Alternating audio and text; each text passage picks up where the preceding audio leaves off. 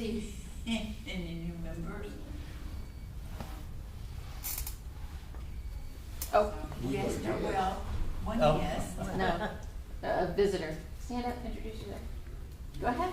You gotta do this, you gotta learn here. Come on, I'll do it with you. Come on, ready, stand up. You can do it, come on. Okay, say hello. Hello, What's your name? Hi. my name is Madeline Vasquez. And you are, I'm No. 9 years old. okay, and who are you kin to? Huh? Who are you related to? That would be me. Just say yeah, there you go. Who doesn't know? Glad you're here. Glad you're here. Welcome, come back again sometime. We'll let you come every time. She's got a salt, you can use it. She actually did, she cut herself during the demo. So I made her get back on it before we left, Oh, but yes. yeah. Okay, the minutes are on the website, and if there's any corrections or additions that you would like to make, please let Joanne know. Can I have a motion to accept? I'll make a motion to accept the printed on the website. Second. Because if you don't, you get it. You get the minutes. And we have no treasurer's report today. I understand Laverne is not feeling well, so. No, she had a previous engagement, I found that out. She talked to Kenneth, I just figured she was sick. She's going to a shower. Okay. All right. So, any old business to discuss? All right, I have one thing I would like to discuss, doing demos. I called Woodcraft in Plano, and he said that it would have to be the first Saturday of any month. So, David, I wondered if you would follow up with him and work on that with him, and get us a date. Just give me a choice and I'll talk to him about it. Well, it'd be, we can't, we didn't want to do it Saturday, next Saturday is kind of soon, Yeah. right? So the next first Saturday? Yeah. And July? we can't do a December because, No. we already have a meeting Well- scheduled that day. Yeah. July sounds good, because July is, everybody's running around. Well, What, that's the 4th of July weekend, is it no, not? hang on, this. The 4th of July is like Wednesday or Thursday. Is it? Yeah, but that would be the weekend that they celebrate it, right? I don't know. Before? No, they would do it on the 5th, oh, they would, because it would be on the 6th, that's when, yeah, well, I don't know. Most of the things that are going on are on the 3rd though. Yeah, yeah. So would we want to have it the first Saturday in July? So what's the day that Sixth. first Saturday? The 6th, it's the 6th. July of 6th? The 6th of July. I'll talk to him and see what he says. Okay, if you would handle that for me, and I'll just We'll do that. leave it alone. Then I called Rockland in Garland, and he was very agreeable, excuse me, to have a demo there, but he would like somebody to come and discuss it with him. So do we have anybody that lives in Garland that could handle that for me? Where is Rockland? That on 30. 30 of Broadway, isn't it? That's on the other side. It's a distance from you, I believe. Yes. I'm not sure. But I haven't, since they moved off of, what was it, Coit they were on? Well, they've been over a long time. Yeah. That's the It's one. it's 584 West 30. I got it right. I go in there all the time. You do? Yeah. David, would you handle that for me, please? Okay. Go over and visit with him and find out a date that he would like, and what kind of space, and what, saws does he have, and what should we bring? And who did you talk to? It was the manager. I did not get his name. Oh, Robert. And we've done a demo there once before, years and years, when they first opened, years ago. Okay, I don't remember it, but okay. Yeah. So would you handle that for me? All right. Okay, and let us know, I guess, the next meeting. I'm sure he's not gonna want it before the next meeting, would you think? I doubt it. Yeah. well, if I'm 7th of July. July, yeah, keep it out of July. Okay, the next month, Yeah. Would you want to do it in August then? Would y'all want to do it in August? that's fine. I just didn't want us to have two scheduled in the same day. August for Rockler. Is that good? Does that, anybody agree with that? Everybody agree with that? As good as we know. Okay. We may have a dental appointment or something, who knows?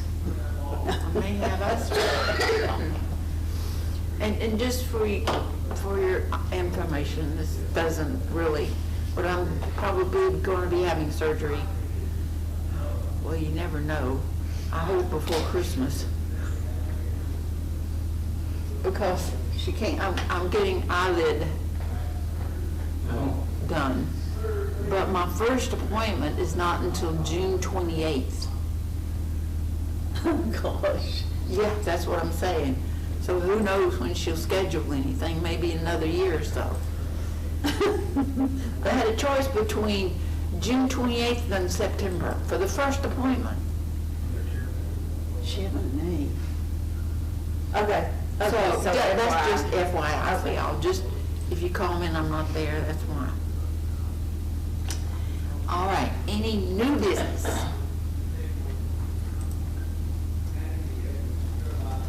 Okay. And just mention that we do have our library and it's looking good, and I just stole a bunch of stuff out of there today, so. All right, now, as the expert. Y'all are so tall. Okay, I've got one question.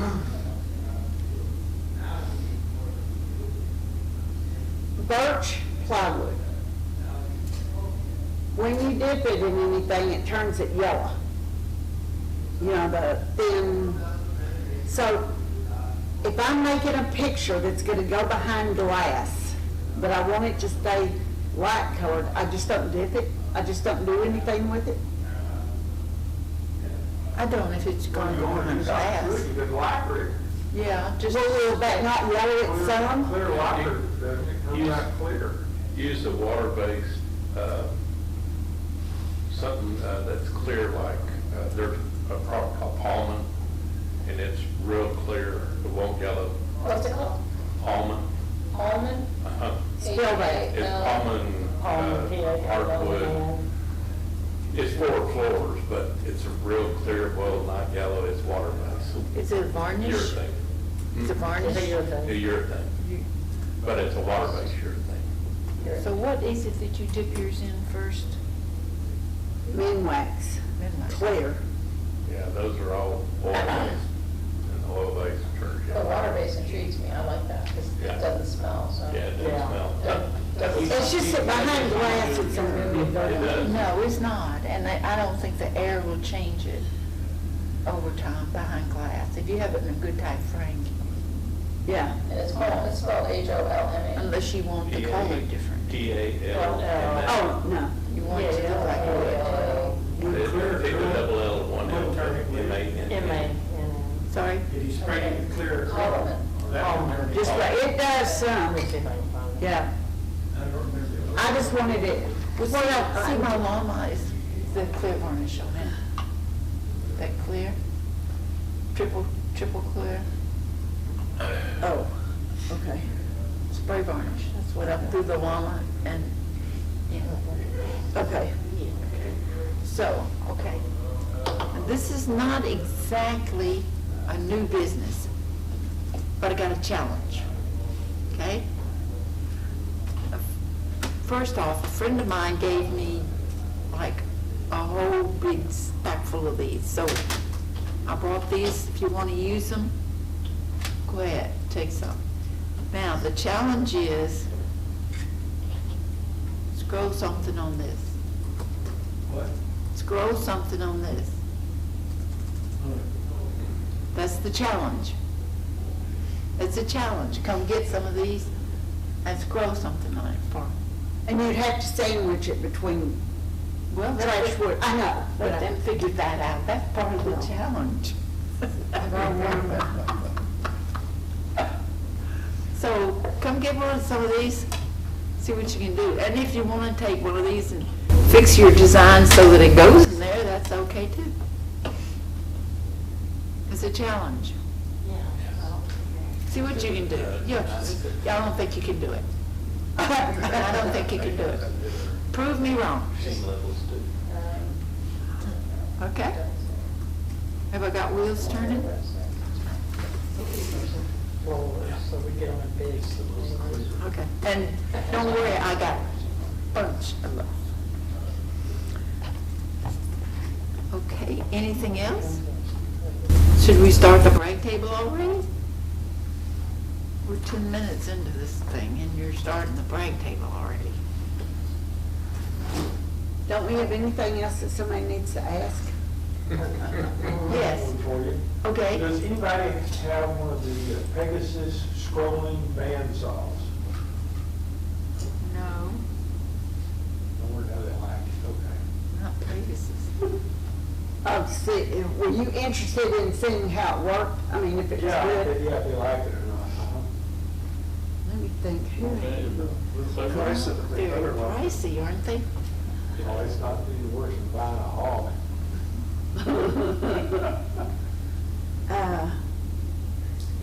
Let me check with, I think, Paul, my host. Paul got one. Oh, where's mine think of? Okay, I'll send you his telephone number. I was over see the old, Oh, okay. you know, with Yeah, 'cause it hadn't changed. So, yeah, check with him. He may, huh? Where have you been? He dropped them in the club. He dropped from the club. He's, with the art club in Grapevine. Grapevine.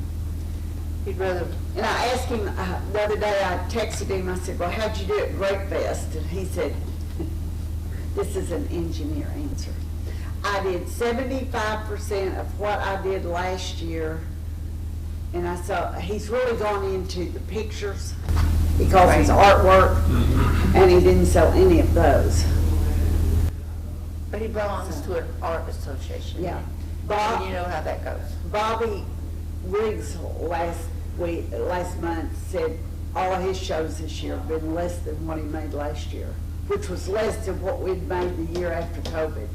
Year after COVID, it was like, wow, people would just storm the places. The rec center, oh my gosh.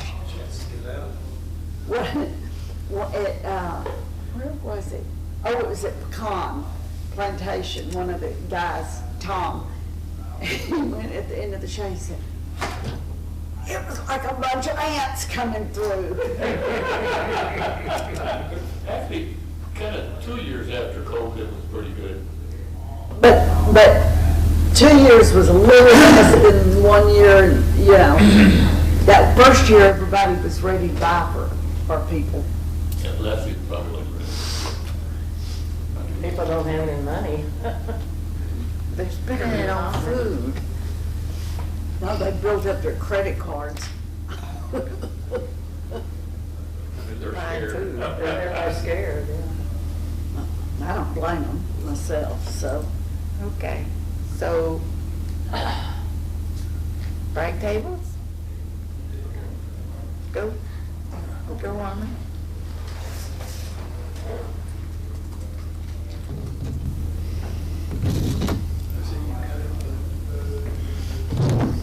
Yeah,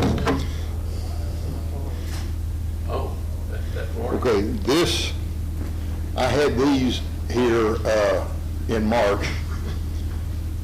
This is some vinyl flooring that I got at an estate sale. And then last month, Beverly and Preston brought in some other vinyl flooring that they had. So I did basically the same thing with each one of them. And this one, it's a stiff flooring, and it cuts a lot easier and smoother than this one that I got last month. This is flexible, and it tries to melt back together on you that where this other one didn't. I used my blue tape on both sides, and this one has a totally different backing on it. This is a soft rubber backing for the that keeps it from sliding around.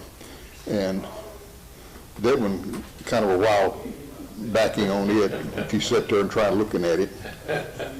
But it's not, it don't cut as smooth. It tries to melt back together. I could get it apart, but it's not the same. I'm gonna, Too much work. well, I'm gonna try and do something else, some other stuff with it. But this was, I cut this first because it's an easy cut. I did the same thing on the other one. But you can feel the difference in them when you just pick them up and feel because this one's a lot rougher. And you use the same blade? I used the same blade. And what blades do you use? I used an Olson #2. I'm gonna try a different blade when I cut something else and see if it works any better. So the harder quarter would be better. Yeah, Okay. this one's much better. It cuts easier, and I didn't have a big problem with it trying to melt back together. Okay. Good to know. I may put something else behind. So did you, you didn't sandwich it in between anything? Just blue tape. See, I sandwich, anything like that, I Yeah. usually sandwich. Yeah, but That way you get freedom. yeah. One thing is we were walking in and we were discussing this, Yeah. I think Grover said, I said, well, what do you make out of this, and different stuff? And he said, coasters, which that might be a pretty good idea. Yeah. But It'd have to be bigger than that. and on this, what I did on this keychain, I sprayed it with a clear coat there, and it changes the color a little bit. I didn't spray anything on the cross, but they're there. If anybody wants to Next, check and see how You the go. difference is. me? Yeah, you go.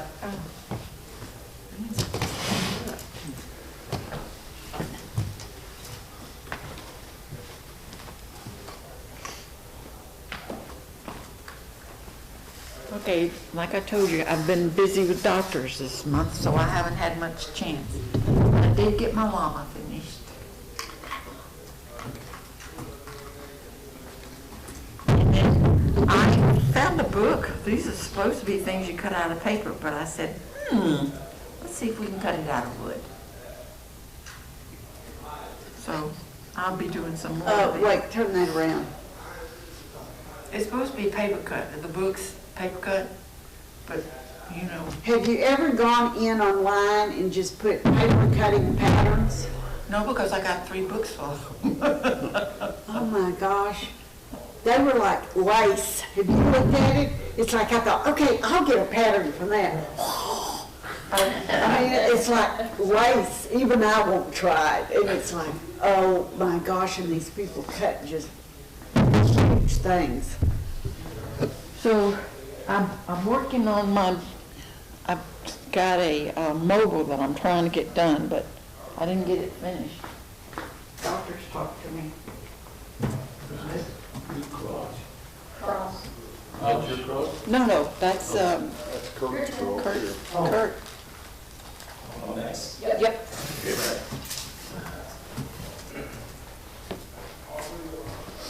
This is something I looked up real quick.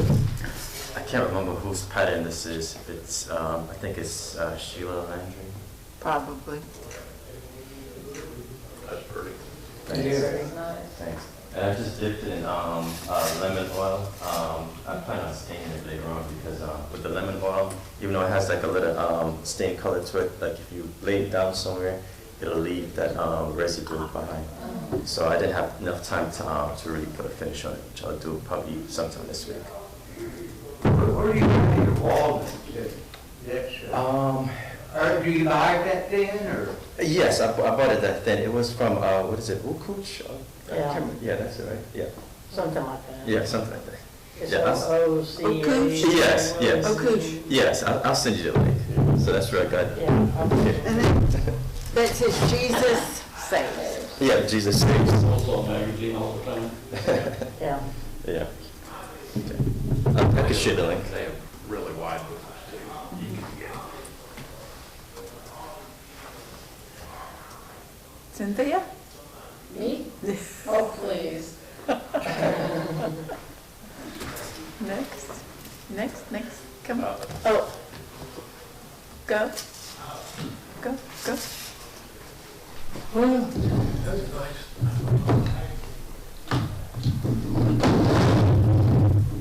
I found this little nativity scene on Pinterest. Made one, and somebody else saw it, said, oh, it looks better in the picture, make me one. So I did. That's where I am right now, I'm working on it. Did you, is it Intarsia or is it that other one? where you make- Segmentation. Segmentation. Segmented, okay. It's the same wood, stain. Then carbon, turtle. The witch. My niece loves your witch.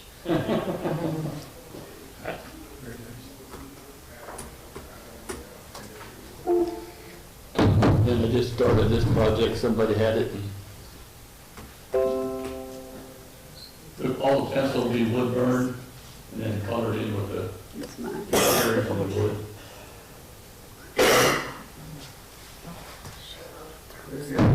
Very nice.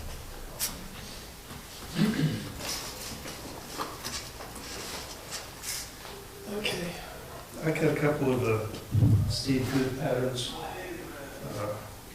Excuse the mess. I need to make that one up. I can't. And then, that's something else. This is Paducah, and that's the, Would you pleasure to do that? Ruther. it's close to the house. The one in Garland? Yeah, but that's. He was very nice, the manager. It's just he wants us to come talk. Yeah, we get one in Arlington to be nice to us. This is a Alex Fox pattern. It's another, How many cuts? Have you stacked that? You doing that? oh, you better believe it. Like about 6. So are you gonna paint that, or are you gonna dip it, or? I'm probably gonna paint it for actually, that was just the first test run to see what it's gonna look like. The joints aren't really tight as I like to have at the corners. I saw what was wrong with it, so. So what's wrong with it? Well, the longer pieces haven't got quite a big enough notch in them, so you can slide it together, so you come out with a 5 Oh, okay. sided square in between all the points. And how do you solve that? Just stack it, that's all. Cut it better. Do what? Well, you cut it better, but I can't imagine anybody cutting it any better than No. Grover. No, just stack it, it's just 6 high. Okay.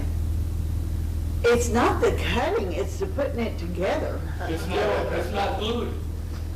Well, you just. That's what gets me. You just, Some cut off. They're all in there? No, and then glued, it's just stuck together. Just okay, fix it There's together. then I need to look at that again. They're slotted together, right? Yeah, it's slots. Slots, There's slots, cut it in the little centers, and there's slots in all the long pieces. They just slip together. That way they cover up the, your crosses. Yeah, that'd be good. Oh, it's slotted there. Oh, okay, I was thinking that just laid up there. Do you want to do your crosses up here, or you want to do it Up down here. there? I watched it. You did a better picture down there. Okay, these are old patterns, true patterns that I have gotten, don't know where I got them. Of course, I always have to reduce the size for ornament size because I sell a lot more ornaments than I do big crosses. This is, let me think, teak, wood, and this is just oak, veneer.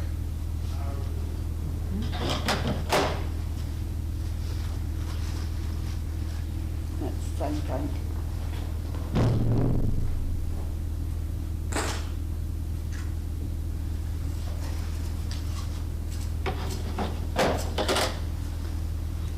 Is that everybody? Is there something else? What's the little? Yeah. The measuring tape measures on. Oh. Don't think that plate you want to read. What is that? These are tape measures. The little bitty one's in metric, and the larger one is in inches.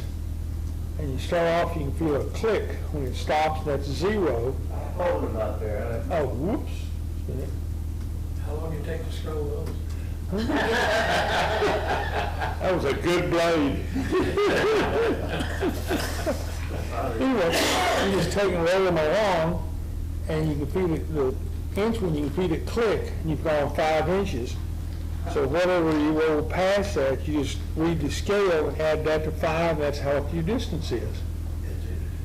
The thing is when you get to 15, you gotta remember you did it 3 3 times. times, yeah. That's the fun part. And the metric one is neat. It's, does it 10 centimeters every time it goes around. So, It's getting harder and harder these days. Did that click 3 times or 4 times? Just redo it.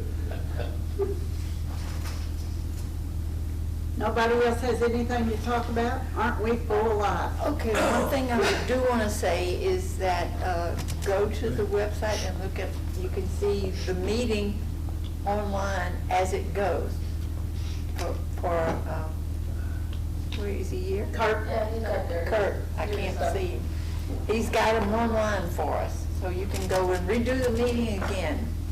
DFW Scrollers? Yes, DFW Scrollers, switch Y'all go out there and play. I was looking at ours. I looked at ours to see What what you- and it got Okay, ready? something.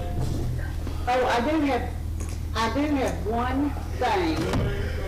Let me see if I can find Bobby's. Okay, and I'll put this in the notes.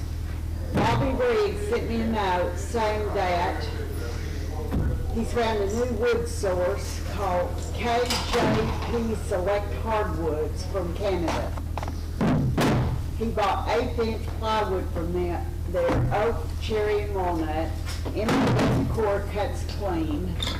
They also have 1/4 inch and more of different types of plywood. Not sure we knew about them, so check them out. What's the address? It is, well, I guess you just go in and do KJP Select Hardwoods. You have to order it, you can't see. What do you mean you can't see You it? can't go there, you have to order it. Do you go there and buy it, or do you? Oh, you ordered, I'm sorry, I thought you were talking about trying to find it in, No. yeah, because it's from Canada. Canada. Okay, locations. in Unless we Canada. want to go on a trip, which would be nice. Yeah, wouldn't that be nice? But I'll put that in the notes also, or send y'all out the email on it. On top of that. Yeah.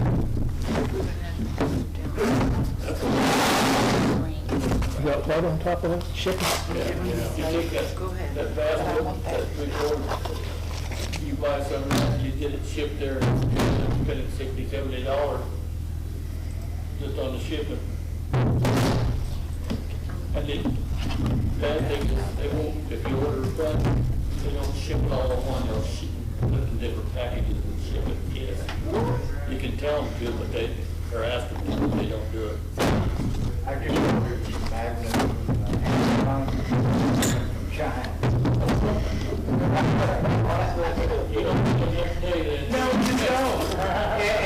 traced it even this morning, because, you know, this way, and it's clearly cussing, so wherever that is, I don't know if that's in the States or. I don't know, it didn't say that. Well, I think the order come on Amazon, it might take a week to get there because they don't, Oh, I forgot. I guess you gotta go to the. Oh, You said you were missing a gavel. I would love one. This is yours. Are you donating it to the Yes. club? All right. Ba-dum-ba-dum. Forgot No, I know, we're in trouble now. Manny the jug. He's got a hammer, watch out. Bowl of walnuts now. Everybody get your hard hat on. Well, yeah. Mm-hmm. And y'all get that junk. I don't want to take it all home.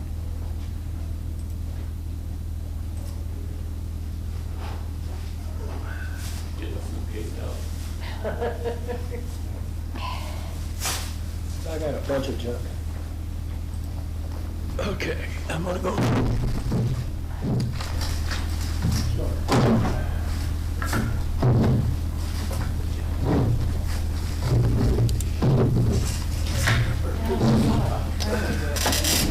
Yeah, use the banner.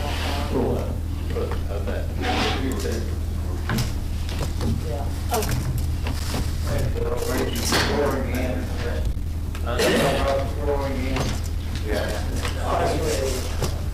Yeah, I'll be happy to bring it back, but it sounds like I need the hardcore.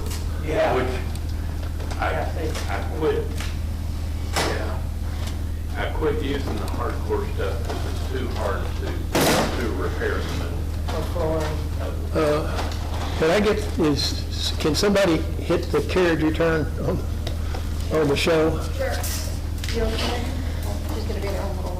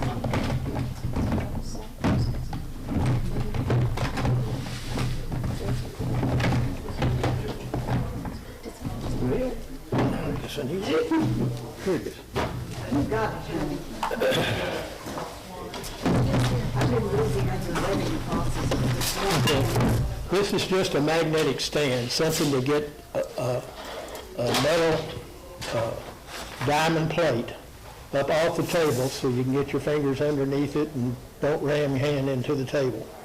It's a pretty powerful magnet. They also claim that they got a handle on it if you want to carry it out and sharpen your axes in the field. You can do that, but I don't think I'm going to be doing that one. I have two diamond plates here.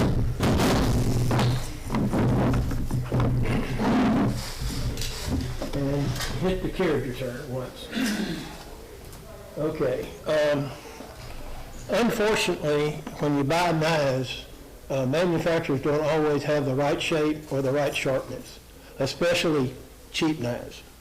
Okay, so you frequently have to do something from a fresh knife.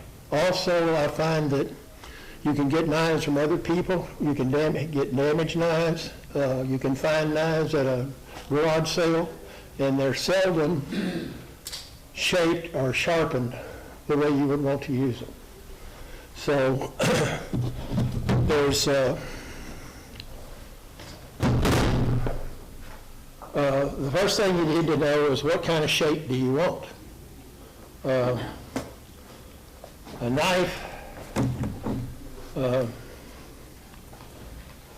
first shape underneath over here on the top, that's what your goal is. you want a square edge, you want a flat, straight angle, and this is called the, shit. Call it shit. Unusual name. Yes, it is. I'll think in a minute, but mine's gone. This is the bevel, big name. So to sharpen something like a chisel, and this is a chisel. Okay, you see these everywhere. I'm sure you probably have one at home to do something with, if nothing to crack pecans with it, I don't know. But the requirement to have a good chisel is that you have to have a flat bottom and you have to have a flat bevel. And they need to come together at a specific angle. It doesn't have to be different uses require different angles. And so you need to be no blemishes in it. And if you were a cabinet maker, you use this a lot for doing things like tongue and groove or dovetails to join boxes or almost all joinery. A chisel is very useful. I use these in carving also, so they're useful too. So again, you're looking for one flat plane and one flat plane and a polished plane so it slides easy through the wood. Now I have some deal here. This is a reasonably sharp chisel, but it's not cutting as well there. But it'll cut pretty quickly. It's not a deal. Now this chisel is one that I had that's very similar to it. And actually both of these, they used to be a 30-degree angle. And if you get a shallower angle, they're actually sharper. So I changed this to a shallower angle. So it's about a 25-degree. And I'm still working on this one. Now, when I say a flat bottom, a lot of people just think you have to, work on the bevel. And so if you look at this, I'll do it here.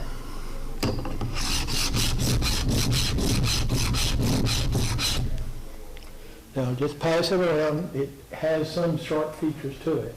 But if you look at the bottom of that, it's not flat. And this is an old chisel. It's one my father had years and years ago, and I don't think it's expensive. What happens is that manufacturers will often cut the chisels and grind them and then go harden them. It's much easier to grind them if they're soft metal. So if they go out and do the temper to it, the temper actually deforms the metal slightly. So you end up with hollows, sometimes you can end up with budges. Be careful if you pass that, by the way.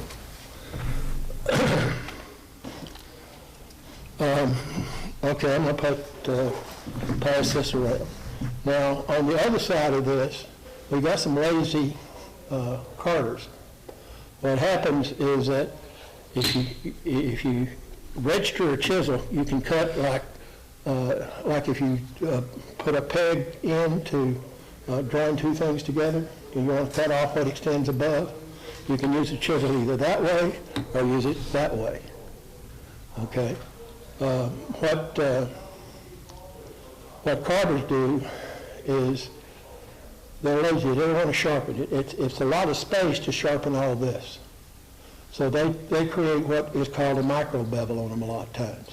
So what they do is they get it sharpened to this level, and then they take the last few wipes by bringing it up about 3 degrees off the table.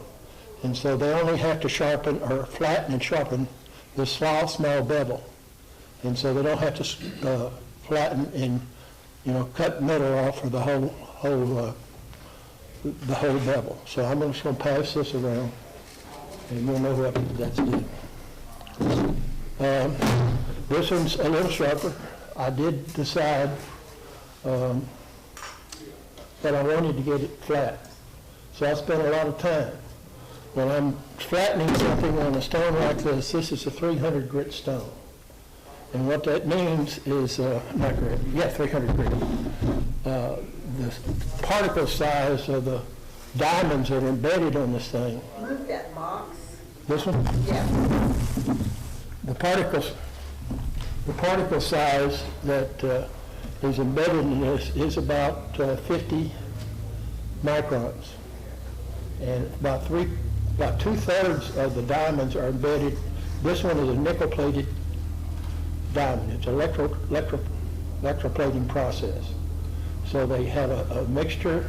They take a steel plate that's been leveled to, I think they said 0.0005 inches from anywhere up to be off. And it's important for a chisel that the back be flat, because it's what you can register again when you're using it. So, but if you look at having only 50 microns of particle diamonds in here, and then 2/3 of them are embedded in the nickel, that only leaves you 1/3 of them, or about 15 to 20 microns to carve. So you're not going to cut it off. If you're taking off a lot of metal, it's going to take some time. It'll work, because I did it with this one. This one had a big bow in it, and it takes a long time to do the last little bit, I'll tell you. So if you're going to carve, go ahead and change channels there, did you? There's a process up there for doing it. If you get a chisel or actually any tool, you need to inspect it and decide how much you need to do with it. So if you're going to redo the whole shape, then you have to flatten the bottom and you have to flatten the bevel and create the angle. So you can flatten the bottom. It's easy on the bottom. It's all on this deal. You go back and forth. To do the bevel, what you can do is put it down, raise it up until you feel flat, and then move it back and forth that way. So, you have to keep doing that in the first section up there until you get a burr that goes all the way across the back side of the chisel.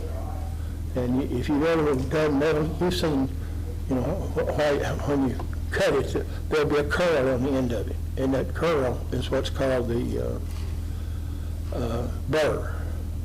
So then you try to take that off, and the way you do that is do it that way, that way, that way, and for about 5 or 10 times, and it'll decrease the size of it. Then you would go to the next deal. This one is on this diamond plate, this is 1,000 grit diamond. So it's got a smaller particle, 3 times smaller than what we're doing. And this will begin to polish it. Again, you would push your chisel down. You never want to go in like with the edge, because you'll ruin your edge. So you want to put it on the plate, then turn it up, find your bezel, and then move it back and forth. Now, some people do figure eights, and some people do back and forth. But what is important is that you don't wobble. And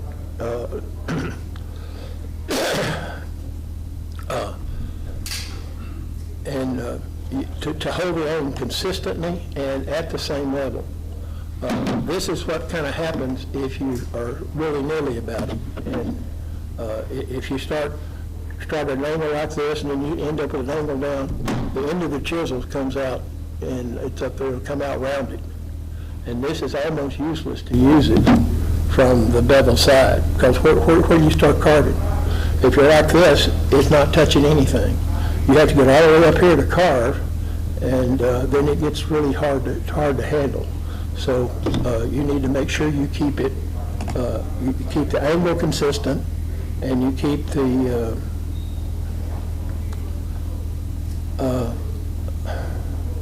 and you keep it. You don't.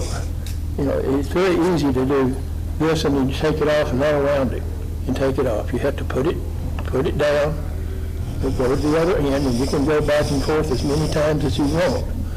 But you have to keep it consistent. And you keep the angle consistent, and you keep the but you don't want to, under any circumstances, end up with a rounded system. So here's what some people do when they're trying to carve it. They get a flat end on this and they move it back and forth, but they're working with the body. They're holding the deal. They don't change their wrist, and they work it that way. But you can do any way you can. It feels good to you, but you need to keep this flat and straight. Then once you have done that, you finish up with lapping. I guess I got that out yet.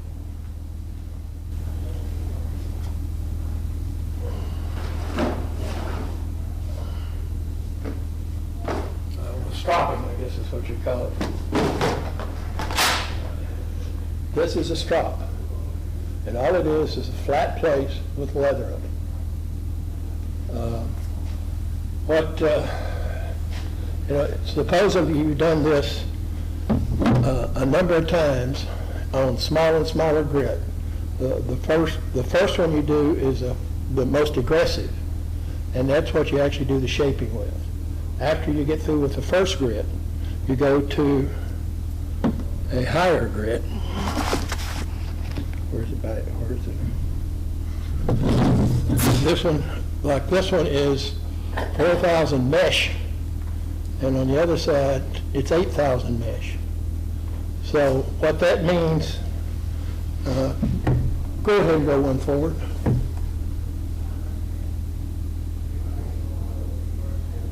Just hit character turn. Another one? Yes. Okay. Another one? No. I'm sorry, I shouldn't have got you, but I'll stay there. The funniest thing to me is that when you talk about these diamond stones or any type of sharpening stone, they have at least 3 or 4 different systems. One is called grit, and that's usually the U.S. system and what most people get. Another one is called microns, and microns is a measurement of particle size that's used for the grit, and it's 1/10,000 or 1,000th of an inch. Okay, and they don't match up totally. If you look at the top one, it's Japanese.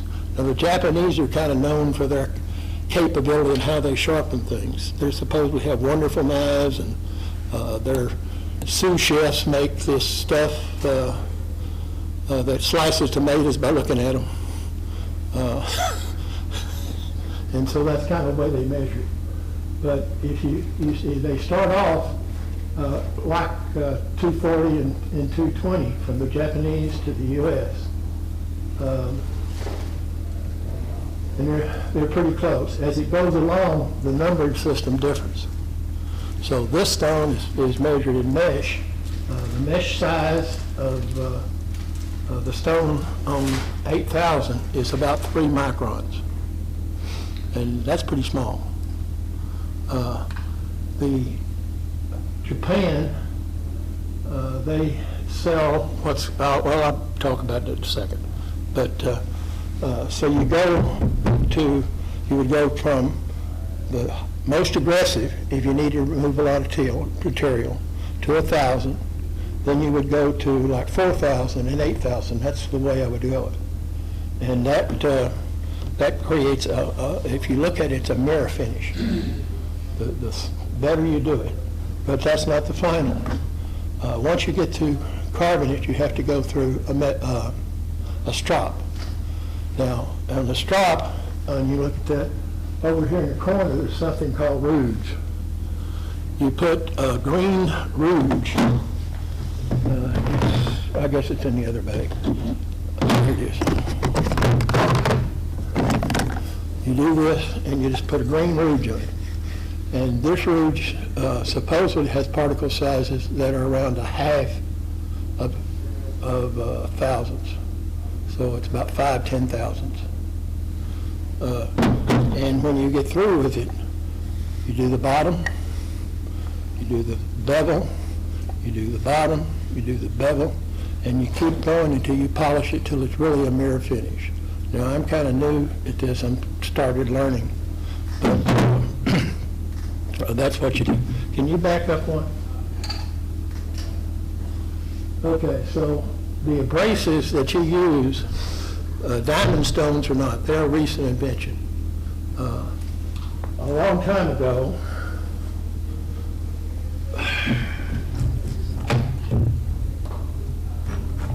I think this is one my father used. This is just a stone. He puts a little oil on it. It's called an oil stone.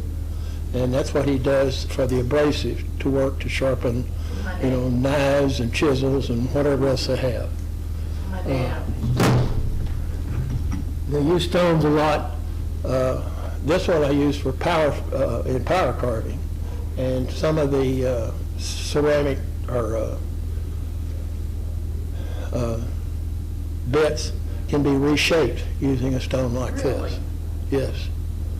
If you have a particular need for a different shape, you can just file the thing away.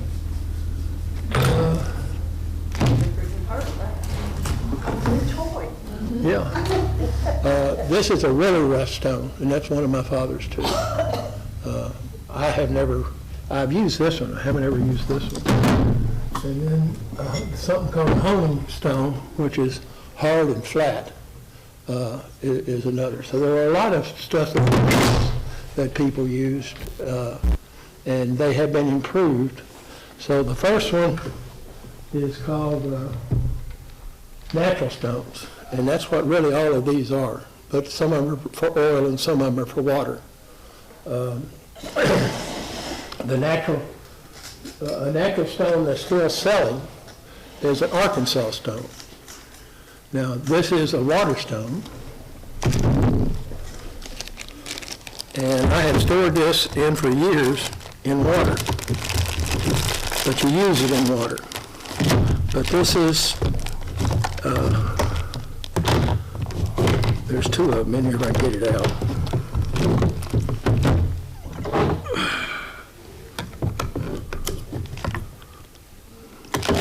These are called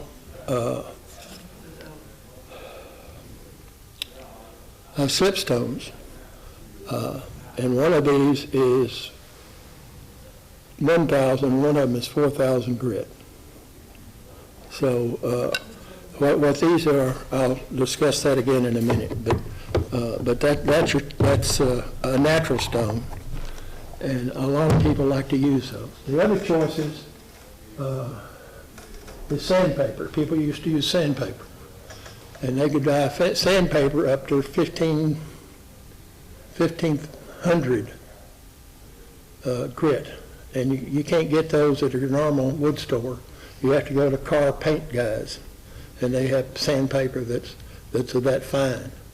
So but the trouble with sandpaper is you have to mount it on something flat, and then it wears out very quickly. It doesn't last very long when you're rubbing metal across it. Then they have water stones, and that's kind of what this one was. It's a water stone. Now, the old water stones, you had to submerge them, and they would soak up water.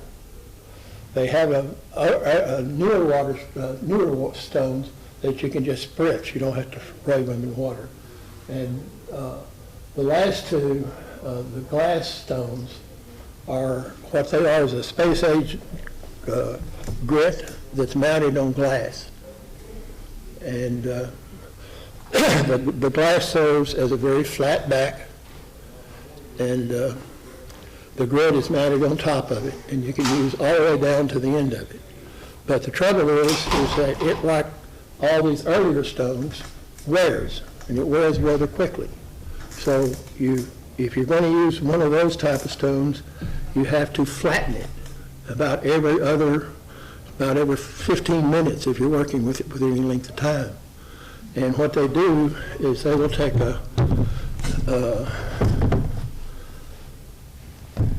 something like this 300 grit diamond stone. They will take it and rub it across the top of the other stone until all bows get out of it. And what it's and you make it flat. Now, if you take that stone and rub this chisel on it, well, if you just rub it in one spot, it'll wear. It'll put a bow in it, and then it becomes not very good for carving. And then they had the diamond stones. These last two I said were space-age materials. The diamond stones are electroplated. Now, you can buy diamond stones if you go over to, what's the? Harbor Freight, but they're not electroplated. They're glued, and they don't last very long. The diamonds will come out, they'll come off. So these are guaranteed for about 5 years. The one thing that they do want you to do, they don't wear very, very bad. In fact, you don't have to flatten them. As I said, they're flat to within 0.0005 inches, and that doesn't change. So they wear real well. The diamonds don't work. The two things that you can need to do is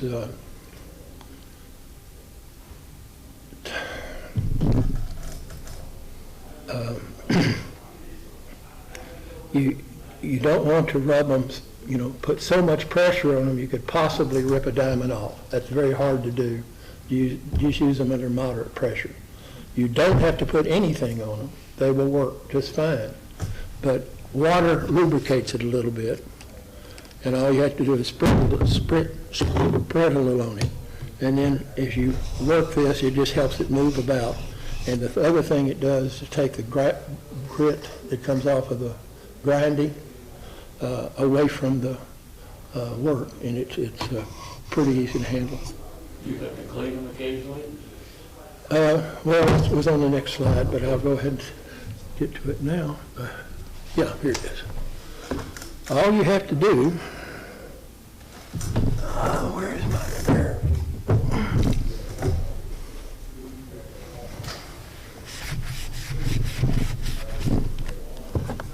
Eraser. You can erase it. Supposedly it is. This one happened to come from a Trend, which is the one who sells the stones. But you can erase it. If you look at it, you can see that this is already clean compared to what the other. If you don't want to do that, you can put it in water with dish soap and scrub it and get it off.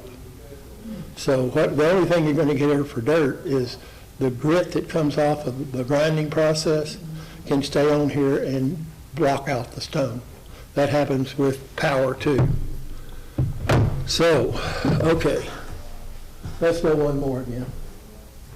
We already talked about the different sharpness measures. Do one more.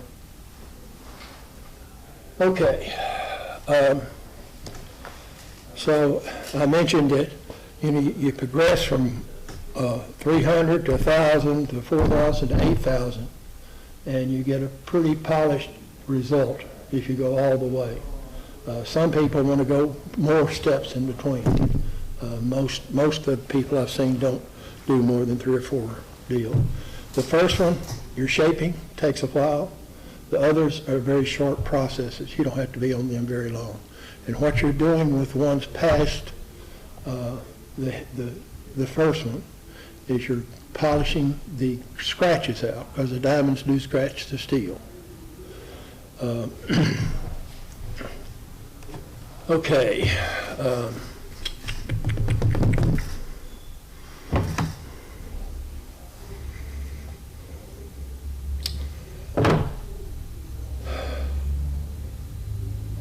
Where did I put hone?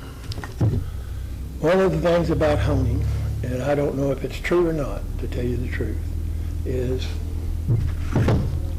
if you look at something like this, and you're dragging something back, what do you see? The leather that's on top of this is a spongeable commodity. Can you see what happens? The stuff comes up, you can round off the bottom. Now, the bad thing about having the bottom rounded off is that if you're going to use it for shaving something off here, it's no longer flat with the deal. Other people, so some people say limit your stropping, because it's not, if you're doing that, this is down to half a micron, half a thousandth of a micron. I'm sorry, half a micron, that's the right word. That this is serious, so don't do it a lot and don't do it a long time. Most of the carvers, I say, don't pay a lot of attention to that, because what'll happen is if you sharpen it and as you use it, it wears and it gets less sharp. They don't go all the way back to the stones. They just go back to the strop. So they will strop it 5 or 10 times before they will ever go back to the stone from wear. And that's so they don't have to spend a lot of time. If you're carving, every 30 minutes or so, just run it to your strop. It'll bring the edge back pretty quickly.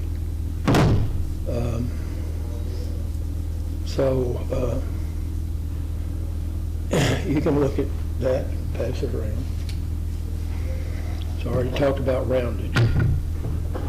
Before I get too far away, and I talked a little about this kind of ground is hollow. That occurs on a lot of power carving, power sharpening systems. Power sharpening systems are run, well, one of them I've seen is the Tomac, and it's got a 10-inch wheel.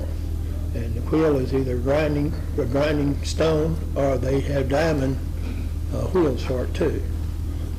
They also have a stropping stone that's about 9 inches. So that would be a grind that if you left something that big, that would happen on a 10-inch wheel. It's not terrible, because you're doing this way, you're going to be able to cut. And if you have it this way, you'll still be able to cut the way you're supposed to with a chisel. But, so they think that's okay. And the other issue is that a 10-inch wheel and the bevel on that is what, half an inch? That doesn't make a whole lot of difference. It's just a small, shallow round. A lot of companies, a new chisel might come rounded because they probably had something, but they usually have bigger systems and they can deliver some that aren't rounded. That's called a hollow, and that's the same thing we talked about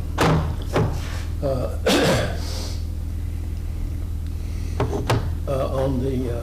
If you look, we talked about the secondary bevel.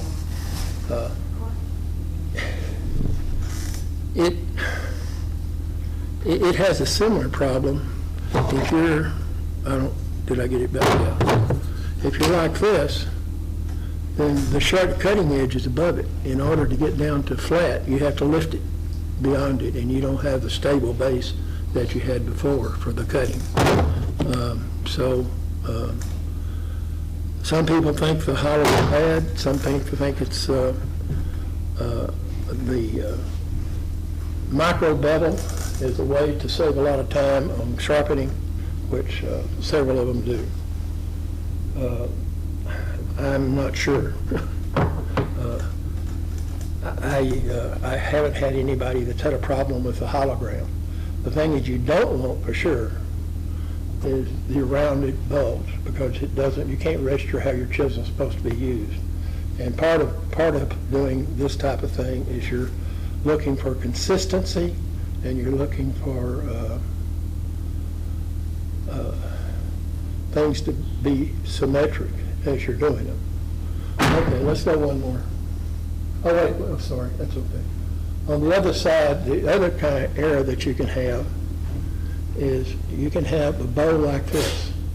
If it goes all the way to the end of your chisel, it don't work too well. It doesn't cut where it's supposed to cut. So you have problems with it. But you can clean all that up pretty well if you flatten the bevel. That's why you have to flatten. If you get one that's rounded where it's bulged out, the best, it's a lot of work to clean it up. So the best thing to do with it is carry it back to where you got it, and give you another one. Okay, one more. This shows that since the guys decided the bevel would save them time, their solution, if the bevel will save me time on the micro bevel saves me time on the bevel. Well, why don't I save time on flattening the bottom of the chisel? They came up with the idea that if you flattened it and you still have a hollow, as long as that hollow is like 3/4 to an inch from the tip, that's okay, because it doesn't interfere with the function of the chisel and how it's supposed to work. So that kind of covers that area. One more. Okay, I've already mentioned that the diamond plate, these diamond plates don't take much at all for maintenance. You can drop them on the floor, you can kick them around. They're a very solid piece of steel, and let me pass one around. And don't drop it on your toe. I'm not worried about cutting it. It's kind of heavy. So which is your preference? The diamonds are, I think they're more convenient. Water stones, you have a lot of sloppy mess when you're playing with the water. The diamonds actually cut with the diamonds. On the water stones, the particles of the stone actually erode as you use it, and they go into a slurry, and the slurry helps grinding of the metal. The plus to the water stones is this glass stone with the spade chase material. The Japanese came out with that, and one of the companies sell it. It can go up to, well, like 33,000 grit. Now, I had people, and everybody talks differently, but they say going to that fine a polish is uncalled for, because the first time you use it on a piece of wood, the wood's abrasive and it will no longer be that kind of level. But there's always argument. I think it's if you had 100 carvers sharpening, every one of them would do something different. They're trying to create the same result, but they think, well, it's not worth going that far, or I don't need to worry about this being flat, blah, blah, blah. It goes on. One person that I saw was going to clean these diamond stones with something called bar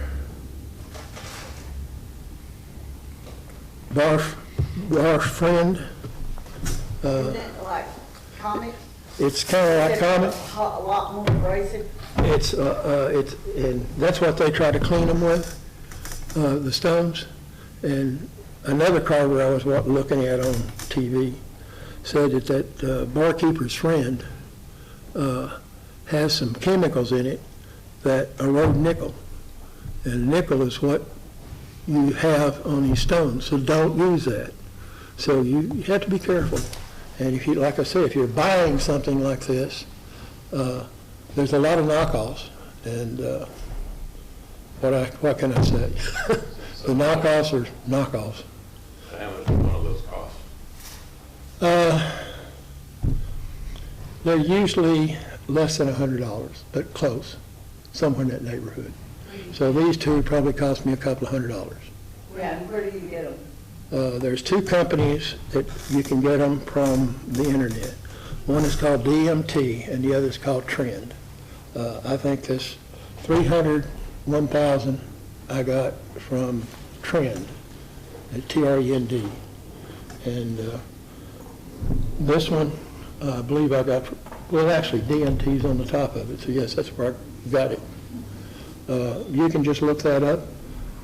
They sell them, they sell kits, and the same is true with the company, and I think it's called Shafton, that sells these Japanese water stoves. And some people just love them, but they kind of grew up with them. And they are, in truth, have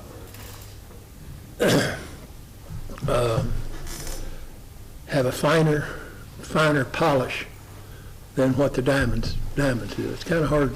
You got to think, what does it mean to have 1,000 mesh? The idea of that, if you take a 1 by 1 inch square, you've got a mesh that has 8,000 holes in it, in that 1 by 1 inch square. And that's the kind of particles you're looking for that you're going to embed on this stone. That's pretty small. It's kind of hard to get too much smaller than that. More like diamond dust. It is diamond dust. And these are the, what they call industrial diamonds. They're kind of made diamonds. They're not your ring, but they're the same material. Do those bases come with that, or you got to buy the base? You got to buy the base. There's two types of base. These two have magnetic holders, and I find they're very helpful in keeping them from sliding. And as I mentioned, these bases come with a handle. I don't know why somebody would want to do that, but I guess there's a reason. Well, you don't have a cord. Okay, I guess we've already talked about the chisel maintenance and the diamond maintenance. The diamond doesn't take much maintenance at all. The chisel things, once you sharpen it, there's, you usually have to move it. You didn't sharpen it necessarily where you're moving it. So you need some method in protecting the edge. You don't want to throw them all in a bucket like I've got here with all these edges banging against each other, because they wouldn't be sharp very long. Where do you get your chisels? I had bought some. I got some from my father. I had some people give them to me, which quit carving. So they're called carving chisels, though?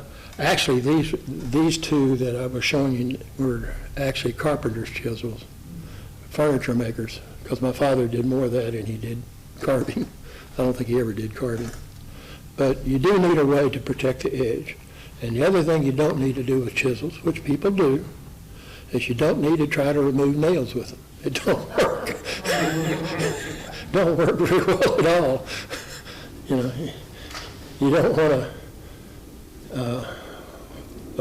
don't want to use them as scrapers. You want to scrape like that. That kind of doesn't help the sharp edge any. Okay, I guess one more comment. Do you ever use a power sharpener? I actually have a Tormac, and I do, if I'm going to do a lot of it, I will sharpen my kitchen knives with it. I think this creates a much better edge than the Tormac does. Scissors? What? Scissors? It will. You can do scissors on here, yes. You can do you always see these Japanese chefs on TV where they're chopping stuff like 90 to nothing. They have sharpened those chisels on a system similar to this. Okay, now you kind of brought up a deal. As I said, everybody's lazy. They don't want to do anything they don't have to. They don't want to learn skill. And in truth, if you can do a good job with this, it is a real pleasure to carve with them, because the stuff comes off. If you talk about caricature carvers, they're always claiming that the face they leave is better than you can do with sandpaper. They do the little flat planes. So that's a type of carving. Another place where you have to, you don't use a whole knife is if you're doing chip carving. Then you're just looking primarily at the point and the angle that you hold the knife. And so in some places the tip is the most important, some places the whole length is important. Okay. Carving knives are at a different angle than a regular knife. Well, go ahead, no, would you, do I have that picture up? Go ahead one more. No, if you can back up to, there. No, one more. Oh, go forward, I'm sorry, I'm wrong. I forgot where I put it.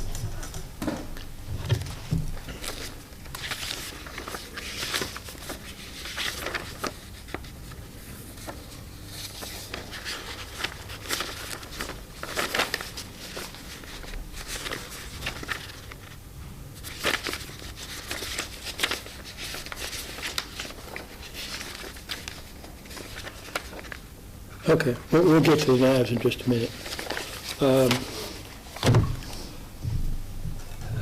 Another way to do sharpening is they sell jigs. Okay, the jigs have something that's very good. Like I could take this jig, this knife, and I have to think about this. I always put it on the wrong side.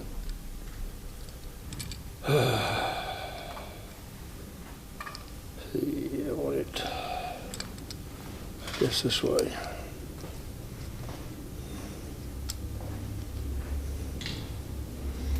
I put the chisel in underneath.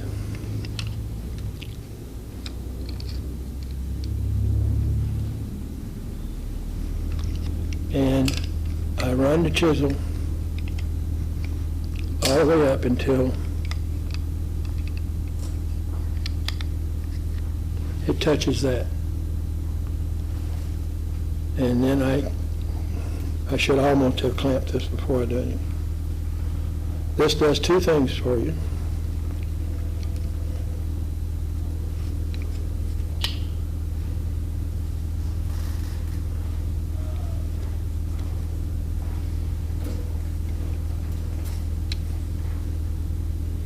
Okay, this device is measuring the length from this to here, and that length determines what angle you're going to be cutting.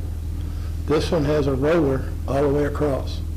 Now they do have some of them that are just a narrow roller, which doesn't protect you from rocking, which means you could go deal.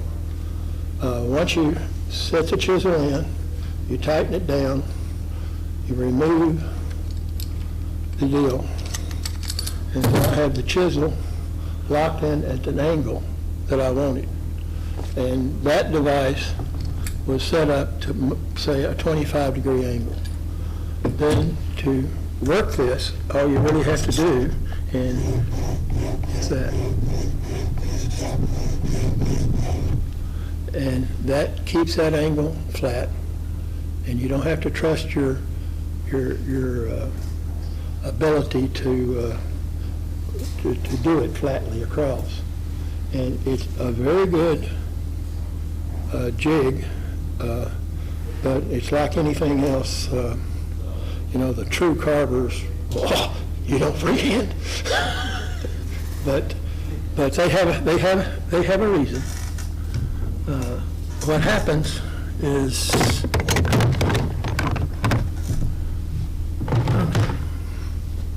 here's a chisel. The trouble is that when I try to put it in, it won't go in far enough. This one sets it up on the side. I put the chisel in. It's the wrong side. Works if you do it the right direction. And you're limited to how far out you can go, because these are short, small tools. So you can't, it might work on this one, but in general the idea is that you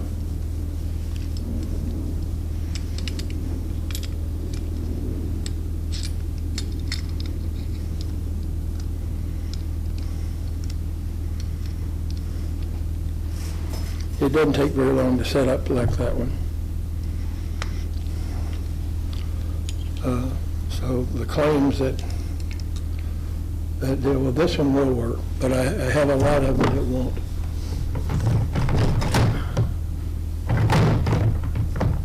And then you get other things that don't match the straight chisel, and it got bent, dogleg chisel. These are for like doing relief carving, where you can get down and you can work in a hole. So even though they have jigs, and they'll have jigs for just about every kind, and they have hundreds of jigs if you go out on the internet and try to find them. Some of them work for some chisels, they don't work for others. Some work for some knives, they don't work for other knives. Some don't work for gouges, but they don't work for this. This one is only good for chisels.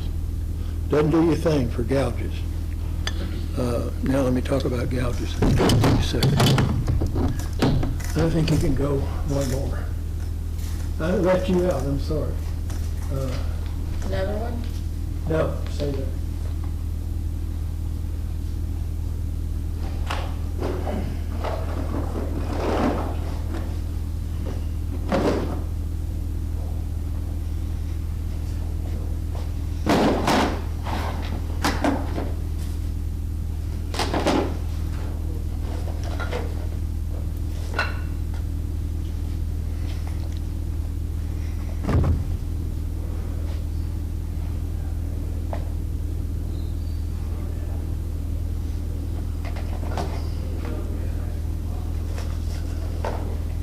Now, you can't really sharpen gouges the same way you sharpen chisels. The gouges are rounded. You don't have anything flat on there. So you can't go back and forth. So what you really have to do is learn how to hold this at the right angle, and it's still the angle you did before, which is around 25 degrees. And you want to start on the far wing, move it around so that you wipe it across. Then you create a sharpness. The other thing that once you get it down to where you want to, you got a problem with the inside. How are you going to do anything with the inside? Because, this kind of stuff doesn't reach it very well. So you have trouble. There's one or two things you can do. You can buy something to help you get inside the gouge and carve in the inside, or you can make something. And I'll talk about that just a minute more. Now, if you look at the picture up there on the end of the chisel, you have what's called an outer bevel, and they mark an inner bevel. So it's possible to sharpen the chisel such that the inner bevel is the one that's going to be defining the edge. You can also sharpen the inner bevel and have the outer bevel sharpened. Now, I haven't seen very many chisels done that way. I think I've seen one, and I'm not sure why they do it that way. But this is the more common.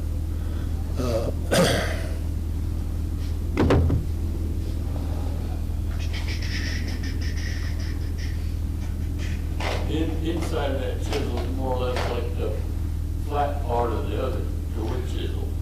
This is exactly true. The inner bevel, if you equate that to the base, and this outer bevel you equate to the bevel, okay, then just about everything said about chisels holds for gouges. But it's just a little different training of your body to be able to start at one end and keep the angle straight all the way around. So that's what you need to do to get a good grind on the bevel. Now, how can you do it? How can you clean up the inside? The inside are done with what are called slipstones. This is a slipstone. This is an Arkansas stone. Arkansas stones are one of the, they talk about people using them in BC. They mine these things somewhere around Arkansas, and you can find it fairly easy. Not all those stones that they feel are quality they can do something with like this. But it's got a, where did I lay the chisel? Here. But you can put it inside and use it that way or that way to clean it up to what you need to do, enough to straighten it out. The other types of things that you can do, this is called a rave.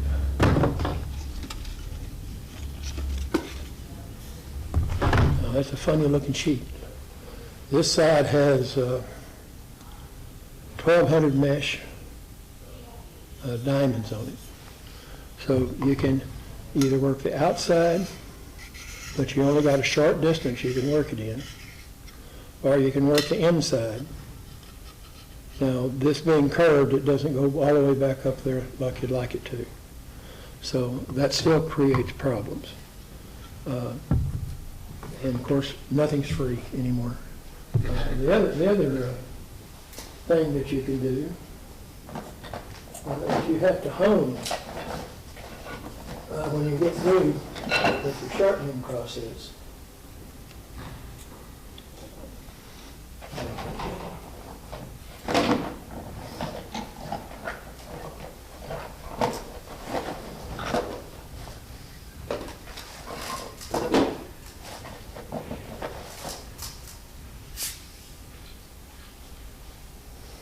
Now, I showed a strop that was on, this is off, you see old-time barbers?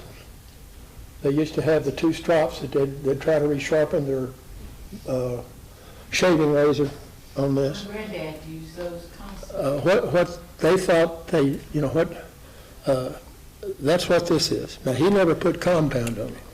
And what some of the guys claim that I've seen is that what the barbers were actually doing is reforming the metal that might have been bent over to make it straight, instead of actually grinding it, because those didn't really grind much. But yeah. But instead of using this strop, you can just hold it down. You can, well, where is one of them? You can then strop like that, okay? You can get across the end of an edge and get this bent part.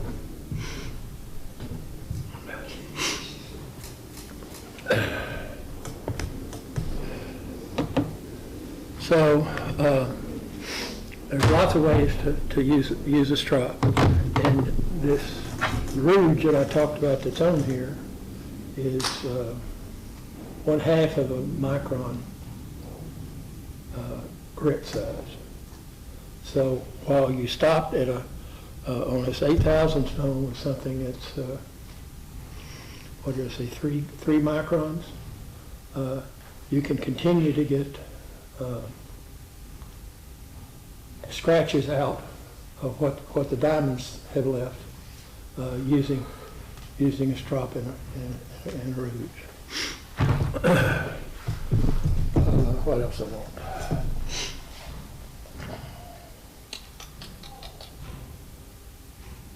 Okay. So we've already talked about that. Okay. Now,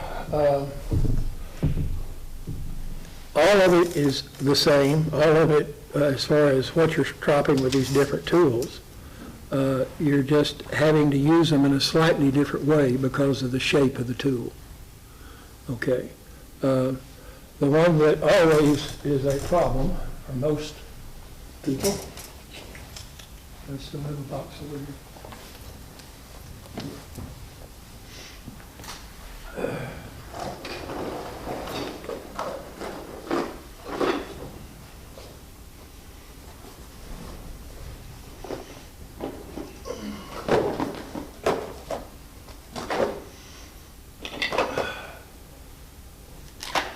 It's the famous V tool.